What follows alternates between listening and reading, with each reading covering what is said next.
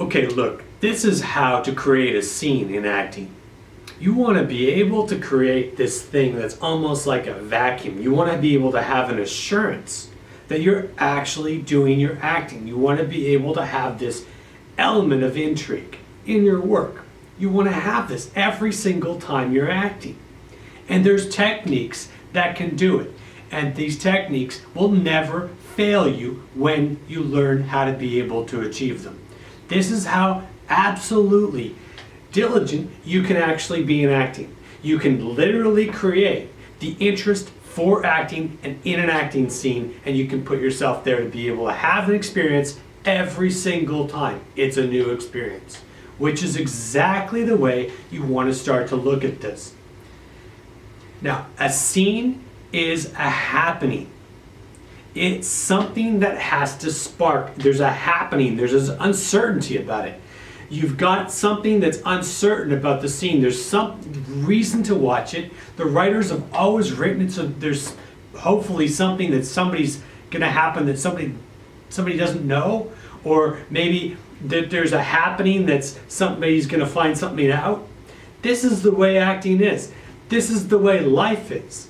So you've got the argument of if life imitates art or if art imitates life, but the reality is that this, as an actor with craft, you can actually craft this using emotions and acting.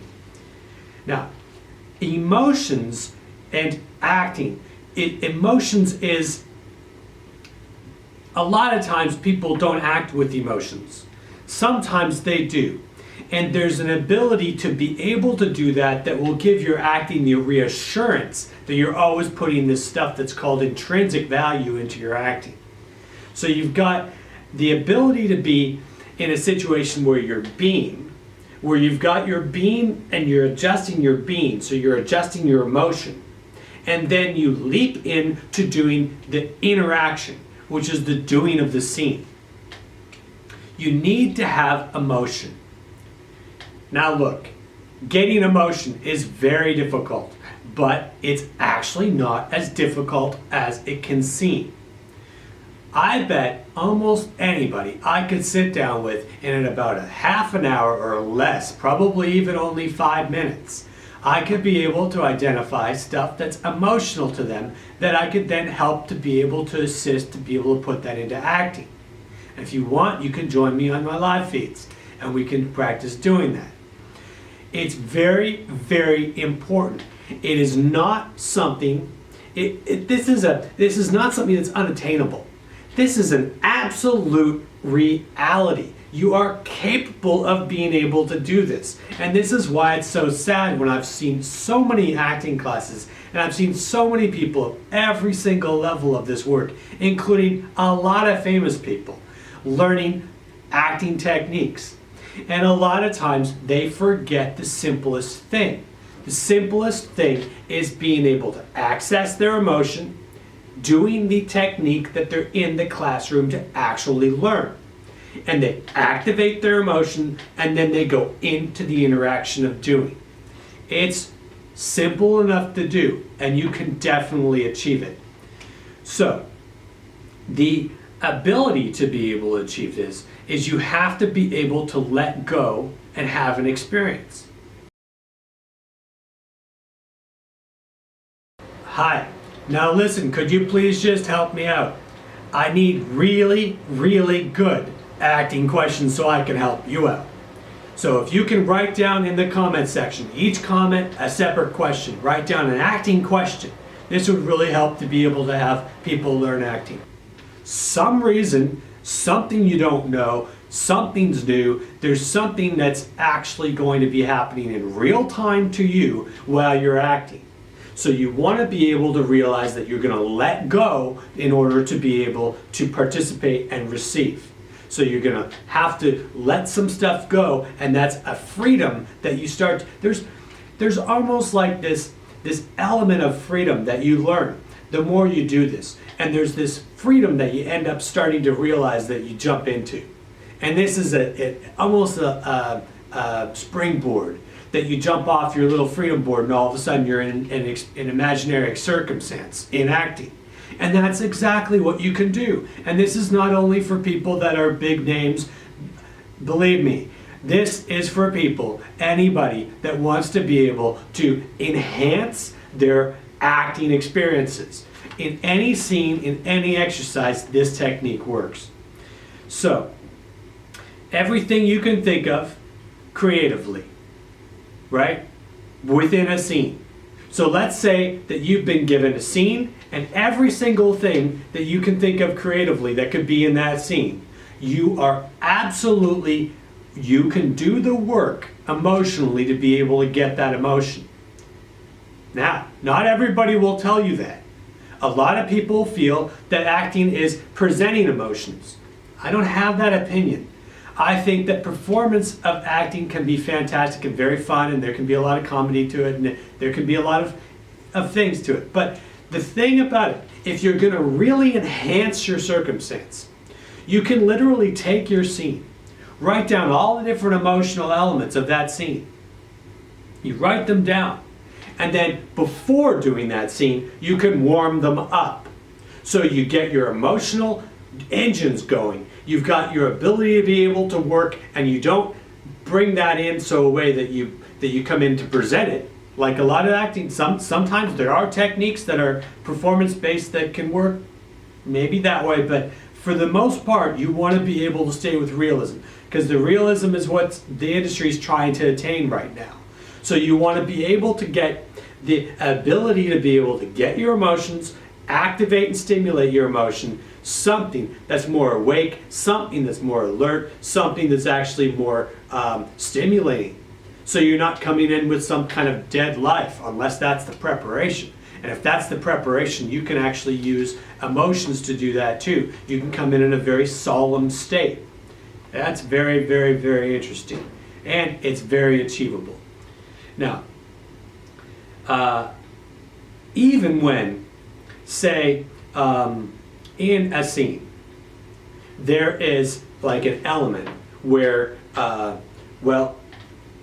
maybe you see an element in a scene, but you're not quite sure if an element's in the scene. Well, ask yourself, are you capable of activating that element in yourself? And if you're capable of activating that element in yourself, then you can try it out.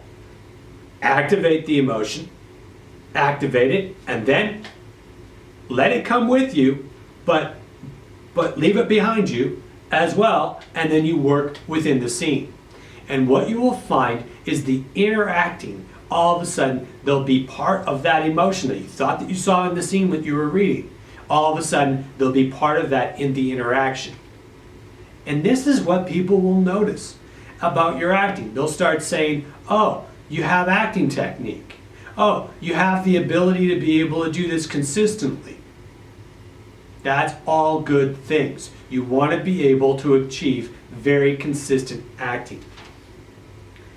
Now, sometimes you have to know that the audiences don't know what they're looking for. And I'll tell you something. Neither do the directors and neither do the teachers.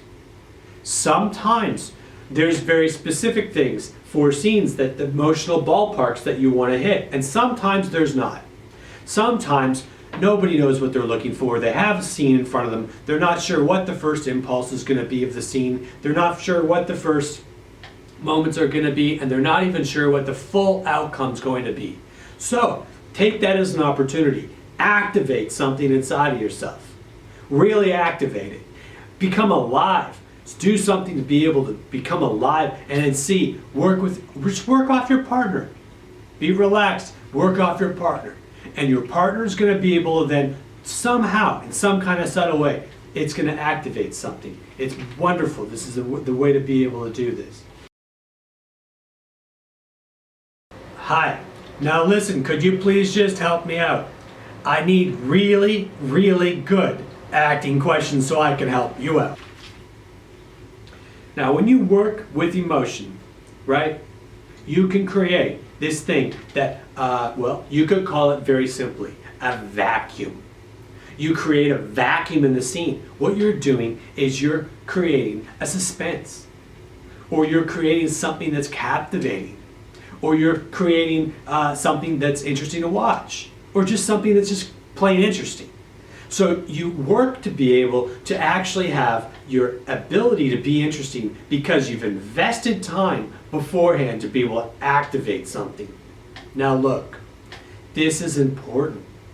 The more you can allow your partner to activate whatever's alive inside of you during the scene, the better.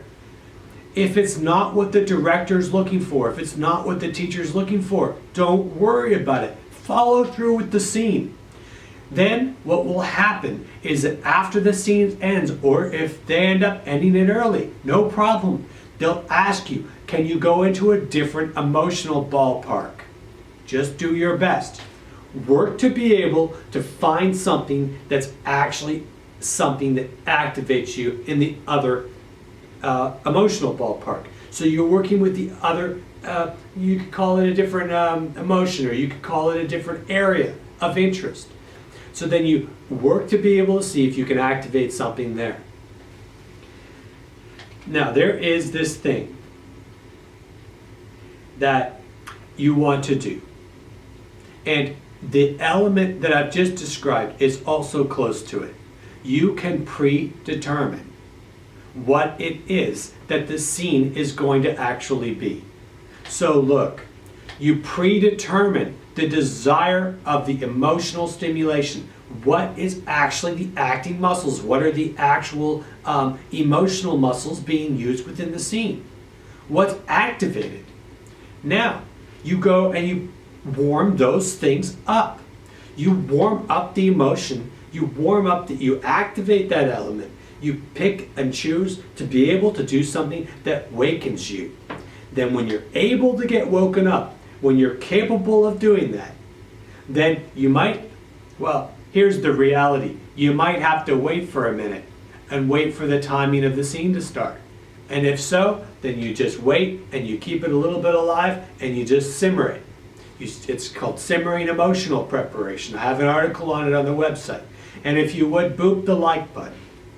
It helps the algorithms. So then what you can find is if you do this and you're capable of doing this, which you are, then when you go into the scene, then the key here is that you allow the scene to amplify what you already put inside of yourself. Right? You allow the interaction of the scene to amplify yourself. Now look, a lot of people over the years has called this inner life, and then it really became known as emotional preparation. So look at emotional preparation. Understand, I have a list of emotional I have a list of all kinds of things. I also have a list of emotions, because you need to be able to study this to be able to learn how to access yourself. So try this out.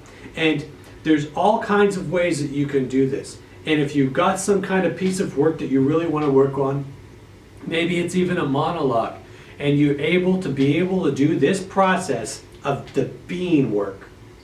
So you're doing the being work before you're doing the doing work. So you're experiencing an activated emotion that's active in you. Something's activated. It's actually alive. You've wakened up an element of yourself.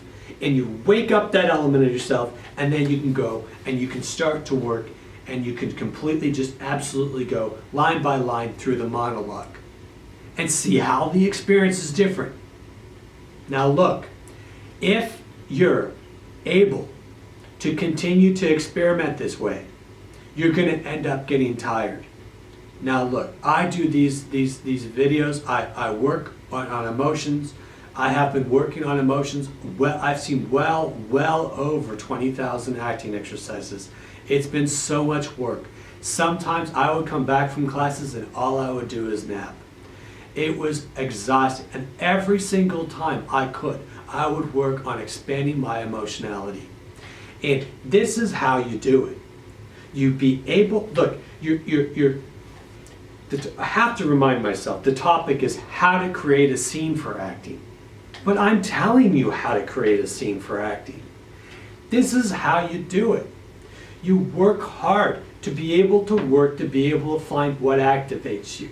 You work out of what activates you. Once you find that thing, you can pick up that monologue and read it to your cat if you need to, because you don't have anyone to rehearse to. That's fine.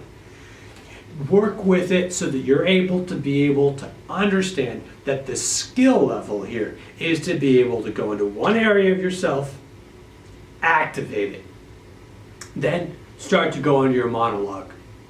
Or if you're working with a reader at an audition, then you start to go into the reading. You activate an emotion, then you take the leap of faith into your acting. So let me know in the comments how this works for you. Ask me really good acting questions. I will answer them. It might take some time, but I will answer them.